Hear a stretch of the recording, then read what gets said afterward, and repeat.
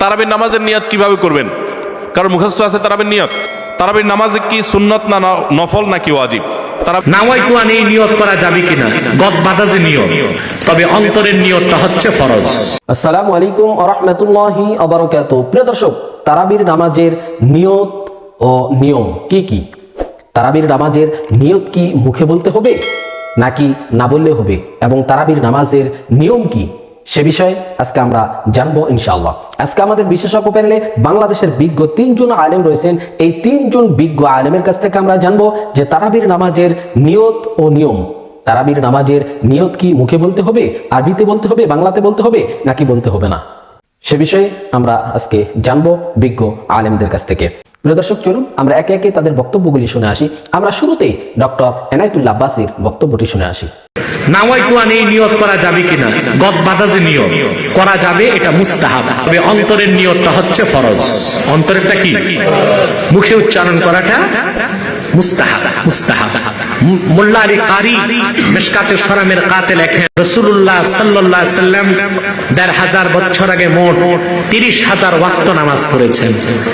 কোন এক ওয়াক্ত নামাজে নূর নবী সাল্লাল্লাহু আলাইহি সাল্লাম মৌখিক নিয়ত করেন নাই, কোন সাহাবীও করেন নাই, কোন তাবিঈনও করেন নাই। এই জন্য এটা সুন্নত নয়, এটা মুস্তাহাব। রাসূলুল্লাহর উম্মতের আলেমরা ভালো মনে করছেন মৌখিক নিয়ত, এই জন্য এটা মুস্তাহাব হয়ে গেছে।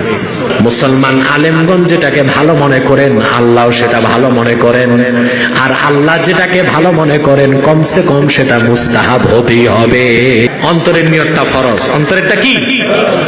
আমি হাদিসের এক সরাই পেলাম, আল্লাহর ঘর কাবায় এক লোক নামাজে দাঁড়াইছে, বুঝলেন তো? জোহরের নামাজ পুরা গদ বাঁধা নিয়ত করতেছে, নাওয়াইতু আন উসাল্লি লিল্লাহি তাআলা 4 রাকাত।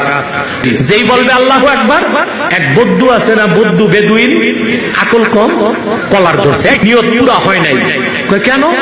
আজকে কোন মাস, কোন বার, কোন তারিখ, এটা তো কর নাই। নামাজের শর্তাবলী তার একটি হচ্ছে নিয়ত করা, নিয়ত পড়া নয়।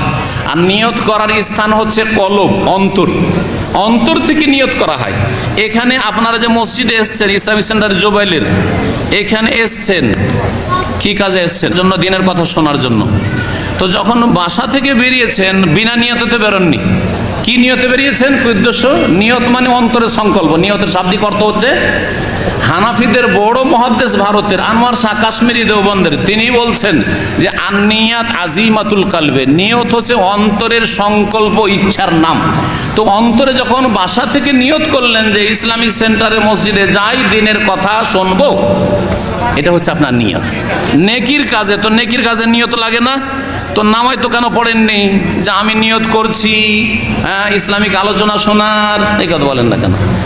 আরো মজার কথা বলি, ইসলামের যে 5টা ফরজ আছে, 5টা রুকুন আছে, কালিমা পড়ার জন্য নামাই তো পড়েন, নামাজের জন্য নিয়ত পড়েন বিদআতপন্থীরা, ঠিক না?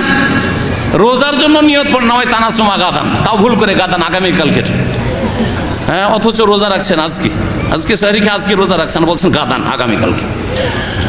জাকাত দিচ্ছেন আপনারা, জাকাত দেওয়া লোক কখনো বলেছেন যে নামাইতু জাকাতা, আমি জাকাত দেওয়া নিয়ত করছি আজকে? কালেমার নিয়ত পড়েন না, শুধু নামাজের নিয়ত আর রোজার নিয়ত, এটা কেমন কথা হইল? বাপ মাকে টাকা পাঠানো, এটা ইবাদত সওয়াবের কাজ নয়? আমল নির্ভরশীল নিয়তের নিয়ত এইখানে, মুখে নয়। মুখে নিয়ে গিয়ে ভুল করেছে, মুখে নিয়ে গিয়ে, মুখে করলে বিদআত, নামাইতো পড়লে, আর অন্তরে করলে এটা নিয়ত শর্ত, আবশ্যক, ফরজ। নিয়ত করতে হবে, বিনা নিয়তে নামাজ না। তারাবির নামাজের নিয়ত কিভাবে করবেন? কারণ মুখস্থ আছে তারাবির নিয়ত। তারাবির নিয়ত কে বলতে পারবে? বলেন বলেন ভাই। মাশাআল্লাহ মাশাআল্লাহ, এই ভাইয়ের পুরস্কার দেওয়া উচিত। বসেন, আপনি অনেক কষ্ট করে মুখস্থ করছেন।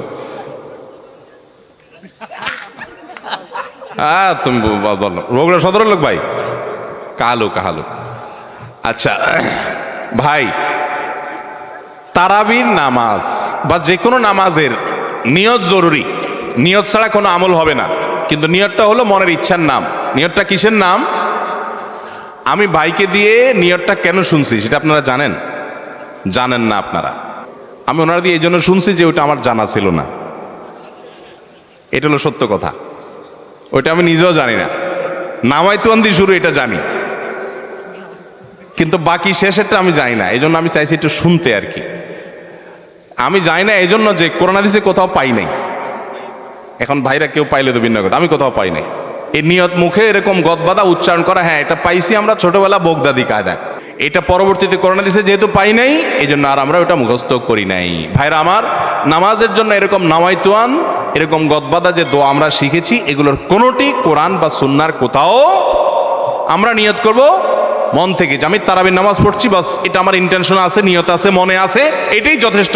মুখে উচ্চারণ করা জরুরি না, এবং মুখে উচ্চারণ করা এটা সুন্নাও না। নবী সাল্লাল্লাহু আলাইহি ওয়াসাল্লাম শিখানো না এটা আমাকে, ইবাদত করতে হবে তার পদ্ধতিতে। কোনো হাদিসে যদি এবার উৎসাহ দেওয়া না থাকে আমি কেন সেটা করতে যাব, কসরত করতে যাব? তবে হ্যাঁ, নিয়তটা হলো অন্তরের ইচ্ছার নাম, সেটাই যথেষ্ট, আলাদা মুখে নামাইতুয়ান পড়ার দরকার নেই। তারাবির নামাজ সুন্নাত, নবী করিম সাল্লাল্লাহু আলাইহি ওয়াসাল্লামের সুন্নাত, সাহাবায়ে কেরামের সুন্নাহ।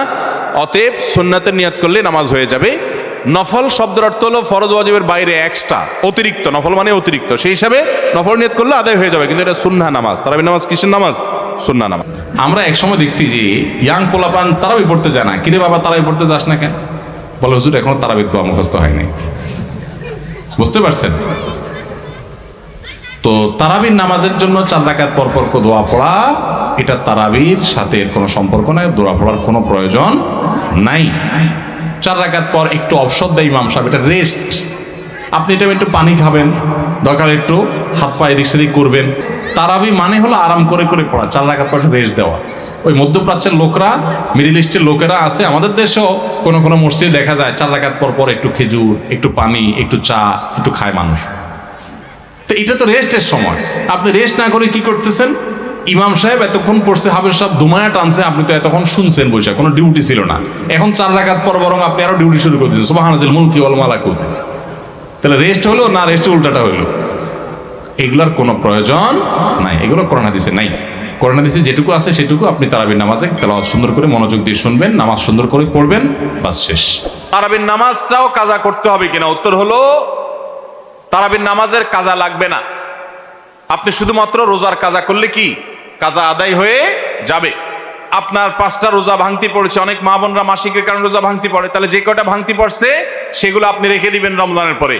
অসুস্থ হওয়ার কারণে আপনি পুরুষ মানুষ রোজা রাখতে পারেন না, রমজানের পরে সেই কয়টা রেখে দিবেন। সফরে ছিলেন রোজা রাখতে পারেন না, সেগুলো রেখে দিবেন। ওর সাথে তার তারাবি আদায় করতে হবে। ভাইরা আমার, ব্লাড ডোনেশন অত্যন্ত গুরুত্বপূর্ণ একটা ইবাদত, আমরা অনেকে জানি না। সওয়াবের উদ্দেশ্যে করলে আপনি আল্লাহর কাছ থেকে সওয়াবের আশা করলে আপনি সওয়াব পাবেন। জানলা একজন অসুস্থ ব্যক্তি, তার হয়তো রক্তের দরকার হবে, সুস্থ মানুষের তো রক্ত লাগে না, সো আমি আমার শরীর থেকে 1 ব্যাগ রক্ত দিলাম, প্রপারলি এটা নেওয়া হলো আমার শরীর থেকে এবং দেয়া হলো একজন রোগীকে। তাহলে একজন রোগীর সেবা করার, নিজের শরীরের রক্ত দেওয়ার সব আপনি পেয়ে গেলেন। কত বড় একটা ব্যাপার! একটা পয়সা খরচ করা ছাড়া আপনি একজন মানুষকে, এমনও হতে পারে এই 1 ব্যাগ রক্তের বিনিময়ের মাধ্যমে ওই লোকটা বেঁচে গেল বড় রোগ থেকে, বড় অসুস্থতা থেকে বা মৃত্যু থেকে। তাহলে বিরাট বড় সওয়াব। আপনি টাকা পয়সা দিয়ে যা করতে না পারবেন, অনেক সময় শুধু শরীরে রক্ত দিয়ে তার চেয়ে বেশি করতে পারবেন। আপনি নিয়মিত রক্তদান করবেন, এটা অনেক বড় সওয়াবের কাজ। অনেকে কার্পণ্য করি আমরা, এটা কার্পণ্য করা বোকামি ছাড়া কিছু না। বিনা পয়সা আমি এত বড় সওয়াব পেতে পারি, একটা মানুষ উপকার করতে পারি, কেন করব না? প্রিয় দর্শক, এতক্ষণ আমরা শুনছিলাম বাংলাদেশের বিজ্ঞ 3 জন আলেমের কাছ থেকে যে তারাবির নামাজের নিয়ত ও নিয়ম। তারাবির নামাজের নিয়ত কি আরবিতে বলতে হবে? তারাবির নামাজের নিয়ত কি আরবিতে বলতে হবে, নাকি বাংলায় বলতে হবে, নাকি মুখে বলতে হবে, নাকি হবে না, সে বিষয়ে আমরা শুনছিলাম বিজ্ঞ আলেমদের কাছ থেকে। তারাবির নামাজ কিভাবে পড়তে হবে এবং তারাবির নামাজের নিয়ত কিভাবে করতে হবে নাকি করতে হবে না, সে বিষয়ে আমাদের বিজ্ঞ আলেম ওলামাগণ বিস্তারিত আলোচনা করেছেন, আপনারা শুনেছেন। বিজ্ঞ আলেম ওলামাগণ যেভাবে যে কথাগুলি বলেছেন কোরআন হাদিসের রেফারেন্স সহ, সেটি আমরা মেনে নিব ইনশাআল্লাহ। প্রিয় দর্শক, আমরা এখানে বিজ্ঞ 3 জন আলেমের কথাগুলি শুনলাম। এই 3 জন বিজ্ঞ আলেমের মধ্য থেকে যার কথাগুলি কোরআন ও হাদিসের দলিল ভিত্তিক মনে হবে, আমরা তার কথাটাই, তার মতটাই গ্রহণ করে নেব ইনশাআল্লাহ। প্রিয় দর্শক, সর্বোপরি আল্লাহ তাআলার কাছে দোয়া করি, আল্লাহ তাআলা আমাদের সবাইকে যেন সহিভাবে যেন আমরা আমল করতে পারি, ইবাদত করতে পারি, সে তৌফিক যেন আল্লাহ তাআলা আমাদেরকে দান করেন। আল্লাহ তাআলা আমাদের সবাইকে যেন কোরআন ও সুন্নাহর সঠিক পথে আমাদেরকে যেন পরিচালিত করেন। প্রিয় দর্শক, আমরা একেবারে ভিডিওর শেষ প্রান্তে চলে এসেছি। আমি মিনারুল ইসলাম আজকের মতো এখানেই বিদায় নিচ্ছি।